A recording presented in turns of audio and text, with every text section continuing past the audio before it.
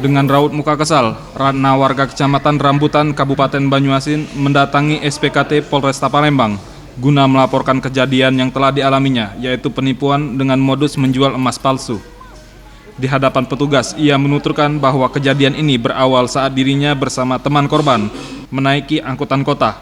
Pada saat berada di dalam angkot, ia bertemu dengan pelaku yang menyodorkan emas seberat 3 suku beserta surat menyurat sebesar 2,5 juta. Tergiur tawaran dan harga emas, Ratna lantas membeli emas tersebut. Tak lama setelah bertransaksi, korban pun merasa curiga dengan keaslian emas tersebut dengan membawa emas tersebut ke toko emas terdekat untuk memeriksa keaslian emas yang dibelinya.